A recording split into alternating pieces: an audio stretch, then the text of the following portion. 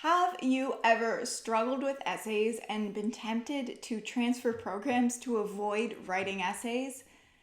Well, today on the Homework Help Show, we'll give you the breakdown on how to write an essay effectively and hopefully help you to avoid transferring programs in the future.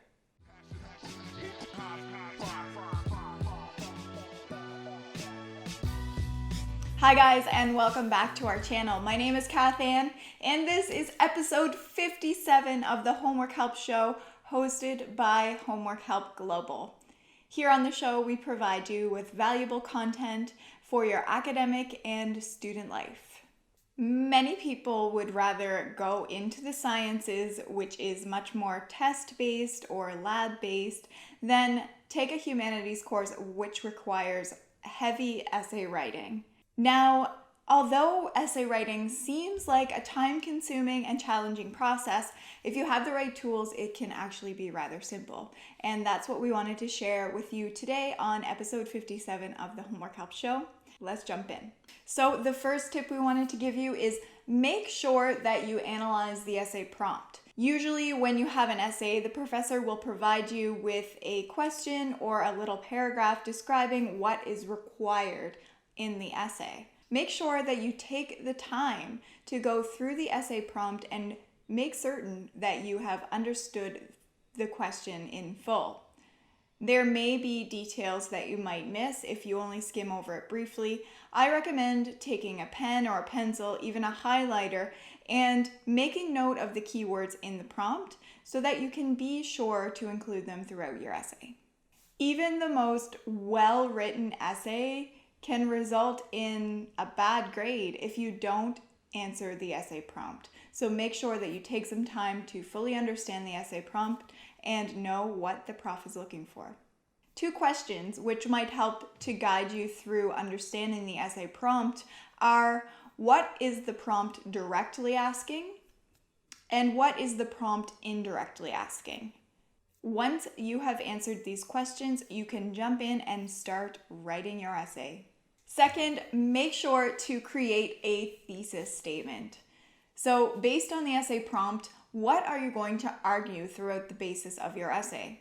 Your thesis statement should guide the bulk of your essay, and once you write your thesis statement and you begin writing your essay, you can always revisit your thesis statement so you can remember what your essay is about.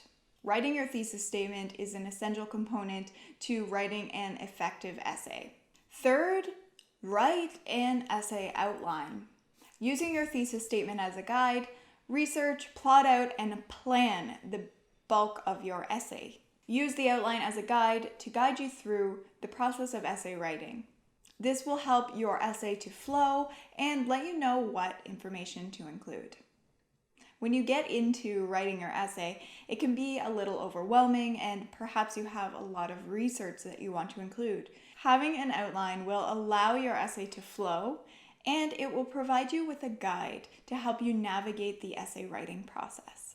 Number 4, this may seem a little backwards. However, begin writing your body of your essay first, instead of the introduction. Many students struggle to write an introduction and they get bogged down with all of the ideas they want to incorporate into their essay. When you begin with the body first, you will have the opportunity to flesh out some of that research and form some of your thoughts and the information that you want to include in your essay. Once you have written the body, you can go back and write a fully formed introduction, which includes all of your main points. Number 5, begin each paragraph with a topic sentence. The topic sentence will identify what each paragraph will focus on. Use quotes and research to back up all information that you include in each paragraph. Using a topic sentence at the beginning of your paragraph will also give you a reference point to know what you will be discussing in each paragraph. It will also help your reader to understand what to expect throughout the body of your essay. Number 6, use quotes and contextual information to back up the bulk of your essay. Now, when you are using quotations and research, you want to make sure that they are coming from credible sources. Things like journals, peer-reviewed articles, any databases that you may have access to through your university or college institution. You can also rely on Google Scholar, which is an excellent resource for reputable research. Things you want to avoid including in your essay are information from Wikipedia or any other online encyclopedias, blogs, websites that aren't as reputable. Professors are going to be looking for peer-reviewed articles and evidence-based research to back up the information that you're providing in your essay. Number 7, don't fake it. Teachers have gotten to their position and become professors for a reason. They are smart. They will know when you are faking it to fill the space in your essay. So make sure that you are not just trying to bulk up your essay with information and sentences that don't really go along with the rest of your essay or make a valid point. Although there are some length requirements when it comes to writing essays, most professors would prefer a well-written essay minus the fluff than a long essay that is bulked up with unnecessary jargon and information that isn't needed. Focus on providing reputable information, and once you have written your essay, go through and proofread, take out any sentences that are unnecessary. Number 8, conclude your essay. A good conclusion will sum up the entirety of your essay and make reference to your thesis statement. There are many ways to write an effective conclusion. However, the best way is to sum up all of the information you have provided in your essay without introducing any new sentences or information.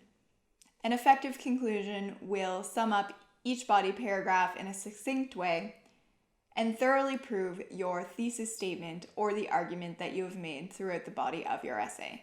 Number 9, proofread, and then proofread again. Many professors will not even take a look at an essay if it is riddled with grammatical errors or spelling mistakes. Make sure to take the time after you have written your essay to proofread it before you pass it in. Here are a few ways that you can improve your academic writing and make sure that your essay is academically acceptable. First, go through and remove any contractions. These are words like aren't, don't, didn't. Any contractions should not have a place in academic writing.